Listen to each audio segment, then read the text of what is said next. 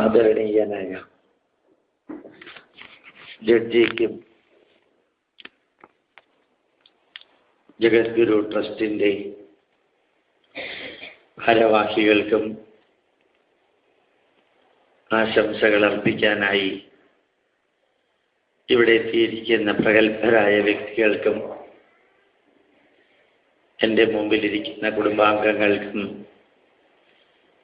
നിറഞ്ഞ ഹൃദയത്തോടുകൂടി പ്രണാമം അർപ്പിക്കുന്നു.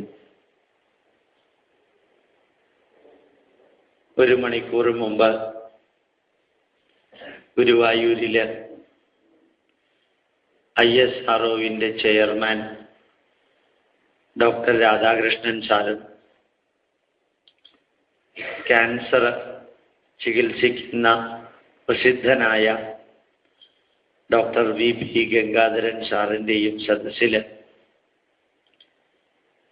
അവര് ഗുരുവായൂർ ഏകാദശിയോടനുബന്ധിച്ച് നൽകിയ കുറച്ച് സന്ദേശം അവിടുത്തെ പ്രഭാഷണ വേളയിൽ കേൾക്കാനുള്ള ഭാഗ്യമുണ്ടായി. അത് കേട്ടപ്പോൾ സത്യത്തില് മനസ്സിനകത്തൊരു അസാധാരണമായ സംതൃപ്തി, ചാരിതാർത്ഥ്യമാണ് തോന്നിയത്. ചന്ദ്രനിലേക്ക് ഒരു സെൻസറെ അയക്കാൻ പാകത്തിന്, ചന്ദ്രനിലേക്ക് റോക്കറ്റ് അയക്കാൻ പാകത്തിന് നമ്മുടെ ISROയെ വളർത്തിയ ഡോക്ടർ രാധാകൃഷ്ണൻ എന്ന ലോകപ്രസിദ്ധ ശാസ്ത്രജ്ഞൻ ഒരു സാധാരണ ഷർട്ടും സാധാരണ മുണ്ടുമെടുത്ത് ഇന്നലെ വൈകുന്നേരം ഗുരുവായൂരപ്പൻ്റെ മുമ്പിൽ 2.5 മണിക്കൂർ കച്ചേരി നടത്തുക, എന്നിട്ട് അവിടെ തന്നെ കിടക്കുക, എന്നിട്ട് ഇന്ന് രാവിലെ പൈതൃകത്തെക്കുറിച്ച് അഗാധമായി സംസാരിക്കുക. ആ ഹാളിൽ ഓരോ കോർണറിലും ഇദ്ദേഹത്തിൻ്റെ പ്രൊട്ടക്ഷനുള്ള പോലീസുകാരുണ്ട്, സ്റ്റൺ ഗണ്ണുമായിട്ട്. അതെല്ലാം ഉള്ളപ്പോഴും വലിയൊരു മനുഷ്യൻ ഭൂമിയുടെ ലെവലിൽ താഴ്ന്നു നിന്ന് കാര്യങ്ങൾ അറിയാം. ലോകമറിയപ്പെടുന്ന ഗംഗാധരൻ സാറ്, അദ്ദേഹവും ഞാൻ ഒരു മഹത്വമേറിയ കാര്യവും ചെയ്യുന്നില്ല, ചെറിയ ചെറിയ കാര്യങ്ങൾ ഞാൻ ചെയ്യുന്നത് എൻ്റെ ധർമ്മമായിട്ട് ചെയ്യുന്നു എന്ന് പറഞ്ഞ് അതും ഒരു സാധാരണ ഷർട്ട്, എനിക്ക് തോന്നുന്ന ഒരു 30 രൂപയുടെ ഷർട്ട്, ഒരു മുണ്ട കൊടുത്തോണ്ട് നിൽക്കുക. ഇത് രണ്ടും ഞാനിപ്പോൾ നിങ്ങളോട് പറയാൻ കാരണം, നമ്മളെല്ലാം ധരിക്കുന്നു സയന്റിസ്റ്റുമാരെന്ന് പറയുന്നത്, ഡോക്ടർമാരെന്ന് പറയുന്നത്, IASകാരെന്ന് പറയുന്നത്, ജഡ്ജിമാര്, ഇവരെല്ലാം ഏതോ ലെവലിൽ നിൽക്കുന്നവരാണെന്ന്. യഥാർത്ഥത്തിൽ അവരെല്ലാം അങ്ങനെ ആയിരുന്നു. ഇപ്പൊ അങ്ങനെയല്ല. ഇപ്പോ എല്ലാവരിലും സാധാരണമായ മാറ്റം ഉണ്ടായിട്ടുണ്ട്. മാറ്റമുണ്ടായിക്കൊണ്ടേയിരിക്കുന്ന ഒരു കാലഘട്ടത്തില് ജീവിക്കുന്ന നമ്മള് ആ മാറ്റത്തിലെ നന്മകളെടുത്ത് നമ്മളുടെ സ്ഥാപനത്തെ നന്മയിലേക്ക് കൊണ്ടുപോകാനായിട്ട് ശ്രമിക്കണം. ഇന്നലെ വരെ എങ്ങനെയാണോ ലോകമുണ്ടായിരുന്നത് അതുപോലെയല്ല ഇന്നത്തെ ലോകം. ഇന്നലെ പലരും പലതും പറഞ്ഞു കാണും, പലരും പല രീതിയിലും പ്രവർത്തിച്ചു കാണും, പലർക്കും പല വീക്ഷണങ്ങൾ ഉണ്ടായിരുന്നിരിക്കും. പക്ഷേ ഇന്നത്തെ കേരള ജനത ഉറക്കെ പറയുന്നവനെയും ഒടുക്കം നിർത്തുന്നവനെയും ഒന്നും അറിയാത്തവനെയും ബഹുമാനിക്കാറില്ല. ഉറക്കെ പറയുന്നവനെയും ഒടുക്കം നിർത്തുന്നവനെയും ഒന്നും അറിയാത്തവനെയും ബഹുമാനിച്ചിരുന്ന കാലം കഴിഞ്ഞുപോയി എത്ര ശാന്തനായാലും സ്നേഹവും ബഹുമാനവും കൊടുക്കാനും എടുക്കാനും യോഗ്യതയുള്ളവരെ തിരിച്ചറിഞ്ഞുകൊണ്ട് പ്രവർത്തനോന്മുഖമായി കൊണ്ടിരിക്കുന്ന ഒരു കാലഘട്ടത്തില് നമ്മൾ ഏത് സംഘടനയിലാണോ പ്രവർത്തിക്കുന്നത്, ഏത് തരത്തിലുള്ള ട്രസ്റ്റുകൾ അഥവാ ചാരിറ്റി വർക്കുകളാണോ ചെയ്യുന്നത്, ആ കർമ്മത്തെ ധർമ്മമാക്കി മാറ്റി അതിനെ വളരാൻ ഞങ്ങളുടെ പൂർവകാല അനുഭവങ്ങളിൽ നിന്ന് ഞങ്ങൾ ഇതെല്ലാം പഠിച്ചു എന്ന് പറഞ്ഞ്, ഒന്നും കൂടി ഞാൻ പറയാം,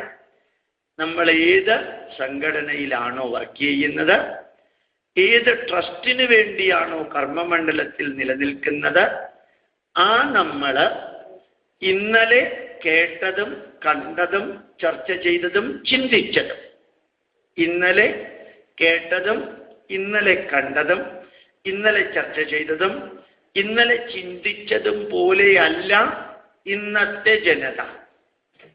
എന്തറിയുന്നത് മനസ്സിലാക്കാൻ ബുദ്ധിമുട്ടുണ്ടോ? ഇല്ല. അപ്പൊ ഇന്നത്തെ ചിന്ത, ഇന്നത്തെ പ്ലാനിങ്, ഇന്നത്തെ വീക്ഷണം ഇന്നലത്തേതിൻ്റെ എക്സ്ട്രാപ്പൊളേഷൻ ആക്കരുത്. ഇന്നലത്തെ പോലെ അല്ല ഇന്നത്തെ കേരളം. ഞങ്ങൾക്കത് നേരിട്ട് മനസ്സിലാക്കാൻ സാധിക്കാറുണ്ട്. അതുകൊണ്ട് തന്നെ നമ്മുടെ ഗുരു വിഷൻ അല്ലെങ്കിൽ വിവേകാനന്ദന്റെ പേരുമായി ബന്ധപ്പെട്ട് പ്രവർത്തിക്കുന്ന വനവാസികൾക്ക് ആവശ്യമായിട്ടുള്ള കാര്യങ്ങൾ, ഇവിടുത്തെ ആൺകുട്ടികൾക്ക് ആവശ്യമായിട്ടുള്ള കാര്യങ്ങൾ, ഇവിടുത്തെ പെൺകുട്ടികൾക്ക് ആവശ്യമായിട്ടുള്ള കാര്യങ്ങൾ, ഇവിടെ ആവശ്യമായിട്ടുള്ള വികസനങ്ങൾക്ക് എന്തെല്ലാമാണോ വേണ്ടത് അത് നേടിയെടുക്കാനുള്ള ഒരു മനസ്സ് നമുക്കുണ്ടെങ്കിൽ നമ്മൾ ഓർമ്മിക്കാനുള്ള 2 വരി: stagnation is death, life is growth. തിരിച്ചിട്ടാലും ശരിയാ. Growth is life, death is stagnation. അതായത് നമ്മൾ വളരാൻ തയ്യാറില്ലെങ്കിൽ നമ്മൾ മരിച്ചതുപോലെയാണ്. അതുകൊണ്ട് ഗ്രോത്ത് ഈസ് ലൈഫ്, ജീവനുള്ളതിൻ്റെ ലക്ഷണം ഇന്നലത്തേതിൽ നിന്ന് ഇന്നത്തേക്ക് വളരണം, ഇന്നത്തേതിൽ നിന്ന് നാളത്തേക്ക് വളരണം. ഇന്നലെ ഞങ്ങള് മാഹിയില് 4 പ്രഭാഷണം ഉണ്ടായി. ഈശ്വരാനുഗ്രഹം കൊണ്ട് ഇന്ന് രാവിലെ വന്നത് 3 മണിക്കാണ്. ലക്ഷണമൊന്നും തോന്നുന്നു. മാഹിയുടെ തൊട്ടപ്പുറത്ത് തിരുവങ്ങാട് ശ്രീരാമക്ഷേമ ക്ഷേത്രമുണ്ട്. ഓരോ ഉത്സവം കഴിയുമ്പോഴും 40 ലക്ഷം രൂപ ചെലവഴിച്ചിട്ടാണ് തലശ്ശേരി തിരുവങ്ങാട് ശ്രീരാമക്ഷേത്രത്തിലെ ഉത്സവം ആഘോഷിക്കുക.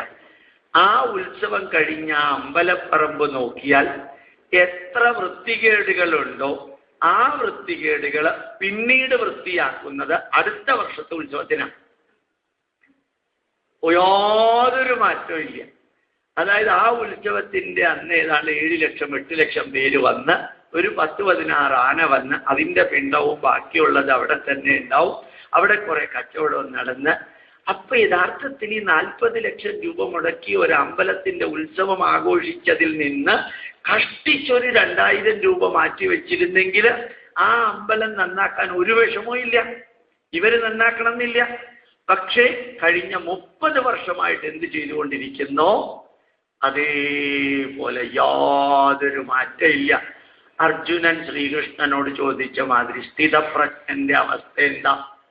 സ്ഥിതപ്രജ്ഞസ്യ കാ ഭാഷ എന്നൊരു ചോദ്യമുണ്ട്. ഹിന്ദുക്കളായ സ്ഥിതിക്ക് നമ്മൾ കേട്ടിട്ടുണ്ടാവില്ല. യഥാർത്ഥത്തില് ആ സ്ഥിതപ്രജ്ഞന്റെ ഭാഷ എന്താണ് എന്ന് ചോദിച്ച മാതിരി സ്ഥിതപ്രജ്ഞന്റെ അവസ്ഥ എന്താണെന്ന് ചോദിച്ചാൽ, നമ്മൾ ഒരു 5 കൊല്ലം മുമ്പ് നമ്മളുമായി ബന്ധപ്പെട്ട ഒരു ആശുപത്രിയിലേക്ക്, ഒരു അനാഥാലയത്തിലേക്ക്, ഒരു സ്ഥാപനത്തിലേക്ക്, ഒരു വിദ്യാലയത്തിലേക്ക് പോയാൽ 5 വർഷം മുമ്പ് അതെങ്ങനെയുണ്ടായിരുന്നോ അതിൽ നിന്ന് യാതൊരു മാറ്റമില്ല. ഭൂമി 1640 കിലോമീറ്റർ വേഗത്തിൽ കറങ്ങുന്നത് കൃത്യമായിട്ട് കറങ്ങുന്നത് പോലെ നമ്മുടെ സ്ഥാപനത്തിൽ കൃത്യമായിട്ട് അതേപോലെ നിൽക്കാതെ നമ്മൾ മാറ്റം ഉണ്ടാകണമെങ്കിൽ നമ്മളുടെ കൂട്ടത്തിൽ പ്രവർത്തിക്കുന്നവർ വ്യത്യസ്തമായി ചിന്തിക്കാൻ നമ്മളൊന്ന് പഠിക്കണം. ഏത് രീതിയിലാണ്? MGK മേനോനെ കുറിച്ച് കേട്ടിട്ടുണ്ടോ? MGK മേനോൻ എന്ന് വെച്ചാൽ വളരെ ഫേമസ് സയന്റിസ്റ്റാണ്. അദ്ദേഹം ഒരിക്കൽ പറയുകയുണ്ടായി, നിങ്ങൾ 100 പേരെ എടുക്കുക. 100 പേരെ എടുത്താൽ ഒരു 20 പേര് ഈ അറ്റത്തുള്ളവരുണ്ട്. അവരെ കൊണ്ട് നിങ്ങൾ എന്ത് വിചാരിച്ചാലും ഒന്നും ചെയ്യിപ്പിക്കാൻ പറ്റില്ല. ഈ അറ്റത്തുള്ള 20 പേരെ അവരൊന്നും ചെയ്യില്ല. അവരെ പ്രത്യേകിച്ച് നിങ്ങൾ ശ്രദ്ധിക്കാൻ വേണ്ട. ശ്രദ്ധിച്ചാൽ അവരോട് ശരിയാവുകയില്ല. അവരിൽ നിന്നൊന്നും പ്രതീക്ഷിക്കാൻ വേണ്ട. ഈ അറ്റത്തൊരു 20% ആൾക്കാരുണ്ട്. ഈ അറ്റത്തുള്ള 20% ആൾക്കാരെയും നിങ്ങൾ ശ്രദ്ധിക്കേണ്ട. എന്താ കാരണം? അവർ തന്നെത്താനെ പ്രോത്സാഹിപ്പിച്ച് നിരന്തരം കർമ്മനിരതരായിക്കൊണ്ടിരിക്കും. അവരോട് ഇന്നത് ചെയ്യണമെന്നും അവർ ചെയ്തതിനെ അഭിനന്ദിക്കണമെന്നും അനുമോദിക്കണമെന്നും ആശീർവദിക്കണമെന്നും അവർ പ്രതീക്ഷിക്കുന്നേയില്ല. അപ്പൊ 20% colourless, odourless, tasteless and useless എന്ന് വിചാരിക്കാം. ഇപ്പുറത്തെ 20% ദ മോസ്റ്റ് ആക്റ്റീവാണ്. ഇടയ്ക്കൊരു 60% ഉണ്ട്. അവര് ഇപ്പുറത്തേക്ക് പോകാതെ അവരെ ഇപ്പുറത്തേക്ക് കൊണ്ടുവരാൻ കഴിയുന്നതാണ് ലീഡറുടെ കപ്പാസിറ്റി. സംസ്കൃതത്തിൽ ഒരു വരിയുണ്ട്, അമന്ത്രമക്ഷരം നാസ്തി നാസ്തി മൂലമനൌഷധം അയോഗ്യ പുരുഷോ നാസ്തി യോജക തത്ര ദുർലഭ. വളരെ നല്ല സംസ്കൃത, പുതിയ ഭാഷ പോലെ നിങ്ങൾക്ക് പലർക്കും തോന്നുന്നത്.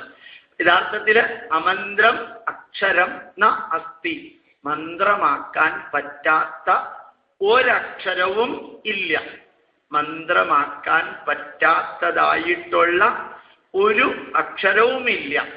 ന അസ്തി മൂലം അനൌഷധം, മരുന്നാക്കി മാറ്റാൻ പറ്റാത്ത ഒരു വേരും ലോകത്തിലില്ല. വേര്, റൂട്ട്, ചെടികളുടെ വേര് ഇല്ല. അയോഗ്യ പുരുഷോ നാസ്തി, യൂസ്ലെസ് എന്ന് പറയാവുന്ന ഒരു മനുഷ്യനും ലോകത്തിലില്ല. യൂസ്ലെസ് ഇല്ല, എല്ലാവരും യൂസ്ഡ് ലെസ്സാണ്. യൂസ്ലെസ് അല്ല, യൂസ്ഡ് ലെസ്സാണ്. അപ്പൊ യഥാർത്ഥത്തിൽ ഇല്ലാത്തതാരാണ്? ഈ അക്ഷരങ്ങളെ കൂട്ടിച്ചേർത്ത് മന്ത്രമാക്കാൻ കഴിവുള്ള കവികളില്ല. വേരുകളെ കൂട്ടിച്ചേർത്ത് മരുന്നാക്കാൻ കഴിവുള്ള ഡോക്ടർമാരില്ല. അതാത് മനുഷ്യന്റെ കപ്പാസിറ്റി കണ്ടെത്തിയിട്ട് അയാളിൽ നിന്ന് നന്മകള് എക്സ്ട്രാക്ട് ചെയ്ത് എടുക്കാൻ കഴിവുള്ള കോർഡിനേറ്റേഴ്സും ലീഡേഴ്സും ഇല്ല. അതുകൊണ്ടാണ് ഇത് നടക്കാത്തത്. അതുകൊണ്ട് ഞാൻ വലിയൊരു ഒരു ഉപദേശം തരാൻ വന്നതല്ല. ഞാൻ ചിലപ്പോൾ ആലോചിക്കാറുണ്ട്. അത് പറയുന്നത് ഒരു വലിയ കാര്യം ചെയ്തു എന്നർത്ഥത്തിലല്ല. 1999 നവംബർ മാസം 22 Indian institute of scientific heritage പ്രവർത്തനം ആരംഭിച്ചു.